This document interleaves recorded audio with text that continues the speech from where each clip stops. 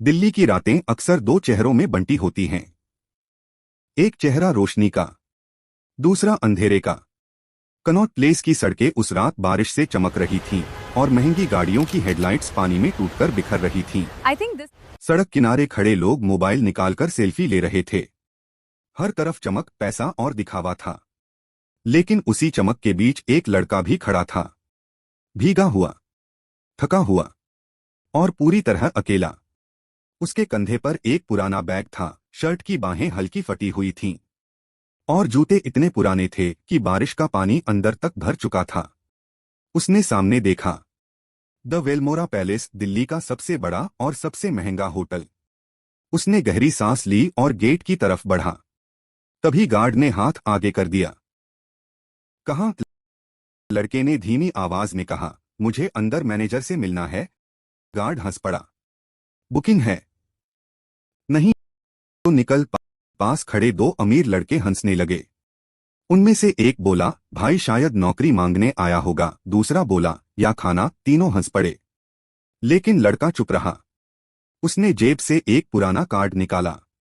Card बारिश में भीग चुका था। उस पर मुश्किल से नाम पढ़ा जा सकता था। गार्ड ने कार्ड लिया, बिना देखे नीचे फेंक दिया। समझ नहीं आता, यहां तेरे जैसे लोग नहीं आते। अगले ही पल उसने लड़के को धक्का दे दिया। लड़का सीधे सड़क के पानी में गिर पड़ा। उसके बैग से कुछ कागज बाहर गिर गए। लोग मोबाइल निकालकर वीडियो बनाने लगे। कोई हंस रहा था, कोई मजे ले रहा था। लेकिन लड़के ने सिर्फ एक चीज उठाई, एक पुरानी तस्वीर। तस्वीर में यही होटल था, लेकिन अधूरा, निर्माण के समय का। और तस्वीर के नीचे लिखा था, ड्रीम प्रोजेक्ट अरविंद कश्यप। लड़के की आंखें कुछ पल उस तस्वीर पर टिकी रहीं। फिर उसने धीरे से कहा, दादाजी, आपका सपना अब सिर्फ अमीरों की जगह बन गया है। उसी वक्त ऊपर 12वीं मंजिल की खिड़की से एक बूढ़ा आदमी यह सब देख रहा था। उसकी आंखों में दर्द था, क्योंकि जिस लड़के को अभी होटल से धक्का देकर निकाला गया था, वो उसका अपना पोता था, आर्यन कश्यप, और वेलमोरा पैलेस का असली वारिस। सुबह होटल में हलचल थी और नई भर्ती शुरू होने वाली थी। होटल के अंदर नए ट्रेनीज का इंटरव्यू चल रहा था और हर कोई साफ कपड़ों में था। कुछ लोग अंग्रेजी में तेज तेज बात कर रहे थे और कोई अपने पिता के बिजनेस का नाम बता रहा था। तभी दरवाजा खुला और वही लड़का अंदर आया, आर्यन। इस बार उसने सूखे लेकिन बेहद साधारण कपड़े पहने थे। एचआर मैनेजर ने उसकी फाइल देखी और पूछा, क्वालिफिकेशन? आर्यन ने जवाब दिया, होटल मैनेजमेंट डिप्लोमा। मैनेजर ने फिर पूछा, एक्सपीरियंस? आर्यन ने कहा, थोड़ा। मैनेजर ने ऊपर से नीचे तक देखा और कहा, तुम्हें हाउसकीपिंग में रखा जा सकता है, क्योंकि फ्रंट डेस्क के लिए पर्सनालिटी चाहिए। पास बैठी लड़की हल्का मुस्कुराई और आर्यन ने सिर्फ सिर हिला दिया, ठीक है। उसे एक यूनिफॉर्म दी गई और उसी होटल में जहां पिछली रात उसे धक्का देकर निकाला गया था, अब वह एक छोटे कर्मचारी की तरह काम करने वाला था और यह एक नए अध्याय की शुरुआत थी। वेलमोरा पैलेस बाहर से जितना शानदार था, अंदर से उतना ही सड़ा हुआ। ऊपर रहने वाले गेस्ट्स के लिए इंपोर्टेड कॉफी थी और नीचे स्टाफ के लिए बासी चाय। गेस्ट्स के लिए मुस्कान जरूरी थी, लेकिन स्टाफ के लिए इज्जत जरूरी नहीं थी। आर्यन हर चीज चुपचाप देखता रहा और वह एक बुजुर्ग कर्मचारी को देख रहा था, रमेश काका, जो 30 साल से होटल में काम कर रहे थे। लेकिन आज भी लोग उन्हें नाम से नहीं, ओए बूढ़े कहकर बुलाते थे। एक दिन किचन मैनेजर ने सबके सामने रमेश काका पर चिल्लाया, तुमसे एक ट्रे नहीं संभलती। काका के हाथ कांप रहे थे और आर्यन आगे बढ़ा और कहा, गलती मेरी थी सर। मैनेजर ने गुस्से से कहा, तू नया है ना, ज्यादा हीरो मत बन। और आर्यन चुप रहा। लेकिन रमेश काका ने पहली बार उसे गौर से देखा और उनकी आंखों में सवाल था, तू आखिर है कौन? उस होटल में एक नाम सबसे ऊपर था, विराज मल्होत्रा, सीईओ का बेटा। महंगी गाड़ियां, ब्रांडेड सूट्स और घमंड से भरी आंखें। उसे गरीब लोग पसंद नहीं थे और वो स्टाफ को इंसान नहीं समझता था। एक दिन वह लॉबी में आया, उसके जूते पर थोड़ा पानी लग गया था। उसने सामने खड़े आर्यन को बुलाया, ओए इधर आ। आर्यन उसके सामने खड़ा हो गया और विराज ने कहा, जूते साफ कर। पूरा स्टाफ चुप हो गया। आर्यन कुछ सेकंड उसे देखता रहा, फिर नीचे झुका और सबको लगा वह जूते साफ करेगा। लेकिन उसने धीरे से कहा, सर, जूते पर लगी गंदगी साफ हो सकती है, लेकिन इंसान के अंदर की गंदगी बहुत मुश्किल से निकलती है। पूरा हॉलवे शांत हो गया। विराज की आंखों में आग उतर आई। नाम क्या है तेरा? आर्यन। आज के बाद मेरी नजरों से दूर रहना, वरना इस होटल में टिक नहीं पाएगा। आर्यन ने शांत आवाज में कहा। देखते हैं सर। विराज को पहली बार किसी कर्मचारी ने आंखों में आंख डालकर जवाब दिया था, और यही बात उसे अंदर तक जला गई। होटल की सबसे ऊपरी मंजिल पर एक बंद कमरा था, और यह कमरा एक रहस्यमय जगह की तरह लग रहा था। कमरा नंबर 1207 था, और यह सालों से बंद था। लोग कहते थे कि वहां फाउंडर रहते थे, लेकिन अब वहां कोई नहीं जाता था। एक रात आर्यन चुपके से वहां पहुंचा, और उसने जेब से पुरानी चाबी निकाली। दरवाजा खुला, और आर्यन को एक धूल भरी दुनिया में प्रवेश करने का मौका मिला। कमरे में धूल जमी हुई थी, और दीवार पर एक तस्वीर लगी थी, एक युवा आदमी की, अरविंद कश्यप। आर्यन धीरे धीरे कमरे में चला गया, और टेबल पर पुरानी फाइलें रखी थीं, एक डायरी भी।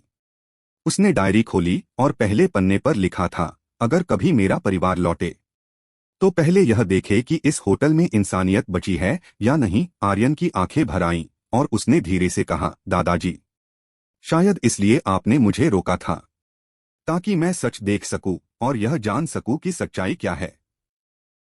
दिन बीतते गए, और आर्यन स्टाफ के बीच लोकप्रिय होने लगा, क्योंकि वह सबकी मदद करता था। किसी की शिफ्ट बदल देता, किसी के बीमार होने पर एक्स्ट्रा काम कर लेता, और किसी बुजुर्ग कर्मचारी का सामान उठा देता। लेकिन विराज को यह पसंद नहीं आ रहा था। उसे लगने लगा था कि एक मामूली कर्मचारी लोगों के दिल जीत रहा है, और यह बात उसे पसंद नहीं आ रही थी। एक दिन उसने अपने दोस्तों से कहा, इस लड़के का एटीट्यूड तोड़ना पड़ेगा, और उसी रात उसने प्लान बनाया। अगले दिन होटल में हड़कंप मच गया, और सब कुछ बदल गया। एक विदेशी गेस्ट की महंगी घड़ी गायब थी, और यह बात पूरे होटल में आग की तरह फैल गई।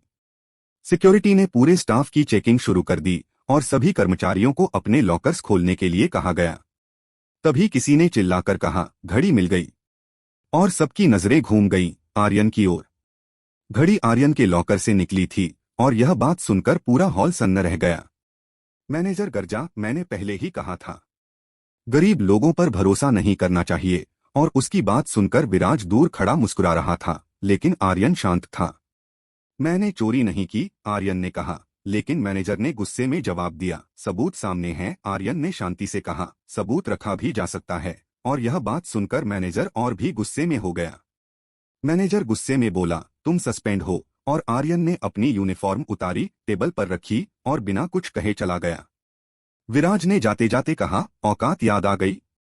और आर्यन रुका। उसने पीछे मुड़कर सिर्फ एक बात कही, जिस दिन सच सामने आएगा, उस दिन तुम खुद आईना देखने से डरोगे। और यह बात सुनकर विराज को शायद अपनी औकात का एहसास हो गया। उसी रात अरविंद कश्यप ने आर्यन को अपने कमरे में बुलाया, और वह बहुत बूढ़े हो चुके थे, व्हीलचेयर पर बैठे थे। उन्होंने धीमी आवाज में पूछा, अब समझ आया? आर्यन चुप रहा, सोच में डूबा हुआ। मैंने तुम्हें मालिक बनाकर नहीं भेजा, इंसान बनाकर भेजा था, उन्होंने कहा। और आर्यन की आंखें नम थीं, वह भावनाओं से भरा हुआ था। दादाजी, आपने जो बनाया था वो बदल चुका है, आर्यन ने कहा। और अरविंद ने गहरी सांस ली, जैसे कि वह कुछ बड़ा करने जा रहे थे। इसीलिए अब समय आ गया है, उन्होंने कहा। और उन्होंने एक पुरानी फाइल आगे बढ़ाई, जिसमें कई रहस्य छुपे हुए थे। इसमें सबूत हैं, असली मालिकाना हक के, भ्रष्टाचार के, और उन लोगों के जिन्होंने इस साम्राज्य पर कब्जा किया, उन्होंने कहा। आर्यन ने फाइल खोली, और उसकी आंखें बदल गईं, जैसे कि वह एक नए युग में प्रवेश कर रहा था। अब वह सिर्फ एक कर्मचारी नहीं रहा था, अब वह तूफान बनने वाला था, एक बड़ा परिवर्तन लाने वाला था। वेलमोरा पैलेस का सबसे बड़ा इवेंट आने वाला था, और देश के बड़े बिजनेसमैन, पॉलिटिशियंस, मीडिया हाउसेस सब आने वाले थे। विराज पूरी तैयारी में लगा था, और उसे लगता था यह इवेंट उसके फ्यूचर अनाउंसमेंट का दिन होगा। लेकिन उसे नहीं पता था कि उसी दिन उसकी दुनिया टूटने वाली है।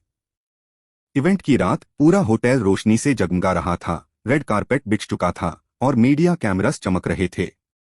तभी बैकस्टेज में एक कर्मचारी दौड़ता हुआ आया, और बोला, sir, main presentation system hack हो गया। विराज चिल्लाया, क्या मतलब?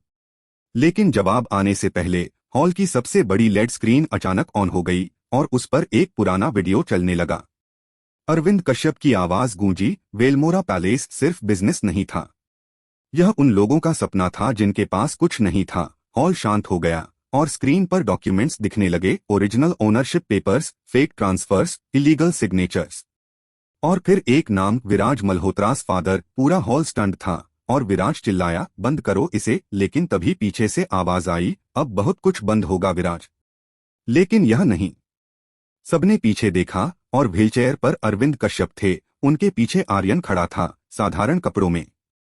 लेकिन इस बार उसकी आंखों में डर नहीं था, सिर्फ सच था। हॉल में सन्नाटा था, एक अजीब सी शांति। मीडिया कैमरास लगातार रिकॉर्ड कर रहे थे और अरविंद कश्यप ने माइक उठाया। जिस लड़के को तुमने चोर कहा, जिस लड़के को तुमने जूते साफ करने को कहा, वह इस एम्पायर का असली वारिस है, उन्होंने कहा। पूरा हॉल खड़ा हो गया और विराज के हाथ कांपने लगे, उसके पिता की आंखें नीचे झुक गईं।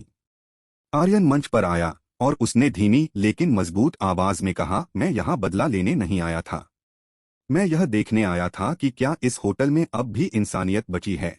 उसने स्टाफ की तरफ देखा और कहा, मैंने यहाँ ऐसे लोग देखे जिन्हें सालों तक इज्जत नहीं मिली, ऐसे लोग जो इस होटल को चलाते हैं लेकिन कभी इस होटल का हिस्सा नहीं माने गए। रमेश काका की आंखों में आंसू थे और आर्यन ने आगे कहा, आज से वेलमोरा पैलेस में कोई छोटा नहीं होगा, क्योंकि किसी बिल्डिंग की असली नींव मार्बल नहीं, इंसान होते हैं। हॉल तालियों से गूंज उठा और यह एक नए युग की शुरुआत थी। इवेंट के अगले दिन न्यूज चैनल्स पर सिर्फ एक खबर थी, वेलमोरा पैलेस का असली वारिस वापस लौटा। और यह खबर हर जगह चर्चा में थी। सोशल मीडिया पर विराज की वीडियोस वायरल हो चुकी थीं और लोग उन्हें देख रहे थे और अपने विचार व्यक्त कर रहे थे। लोग उसे एरोगेंट प्रिंस कह रहे थे और यह बात विराज को बहुत परेशान कर रही थी। लेकिन सबसे बड़ा झटका तब लगा जब बोर्ड मीटिंग हुई और विराज और उसके पिता को मैनेजमेंट से हटाया गया। विराज पहली बार अकेला था, ना दोस्त, ना पावर, ना घमंड, और यह अनुभव उसे बहुत कुछ सिखा रहा था। उस रात वह होटल के बाहर खड़ा था, उसी जगह जहां उसने आर्यन को धक्का दिलवाया था, और यह यादें उसे परेशान कर रही थीं। बारिश फिर हो रही थी और पहली बार उसे समझ आया कि ह्यूमिलिएशन कैसा लगता है। यह एक दर्दनाक अनुभव था। कुछ महीनों बाद वेलमोरा पैलेस पूरी तरह बदल चुका था और यह बदला बहुत ही सकारात्मक था। अब स्टाफ डाइनिंग और गेस्ट डाइनिंग का खाना अलग नहीं था, जो कि एक बड़ा परिवर्तन था। हर कर्मचारी को नाम से बुलाया जाता था, जिससे उन्हें सम्मान मिलता था। स्कॉलरशिप प्रोग्राम शुरू हुआ और गरीब बच्चों को फ्री ट्रेनिंग मिलने लगी, जो कि उनके भविष्य के लिए बहुत ही महत्वपूर्ण थी। रमेश काका को रिटायरमेंट नहीं, सम्मान मिला, जो कि उनके योगदान का सम्मान था। और होटल के एंट्रेंस पर एक नई लाइन लिखी गई, यहाँ इंसान की कीमत उसके कपड़ों से नहीं, उसके व्यवहार से तय होती है। उस लाइन के नीचे छोटा सा नाम लिखा था, आर्यन कश्यप। हर चमकती हुई जगह के पीछे एक अंधेरा सच छुपा होता है, और कभी कभी सबसे साधारण दिखने वाला इंसान ही पूरी दुनिया बदल देता है। अगर आपको भी लगता है कि इज्जत पैसे से नहीं, इंसानियत से मिलनी चाहिए, तो इस वीडियो को लाइक जरूर करें। यह हमें और भी ऐसी कहानियां लाने के लिए प्रेरित करेगा। कमेंट में लिखिए, रिस्पेक्ट मैटर्स, और अपने विचार हमारे साथ बांटें। और अगर आप ऐसी सस्पेंसफुल इमोशनल स्टोरीज मिस नहीं करना चाहते, तो अभी चैनल को सब्सक्राइब कर लीजिए। यह आपको हमारी कहानियों से अपडेट रखेगा, क्योंकि अगली कहानी में राज और भी खतरनाक होगा और यह एक ऐसी कहानी होगी जिसे आप मिस नहीं करना चाहेंगे।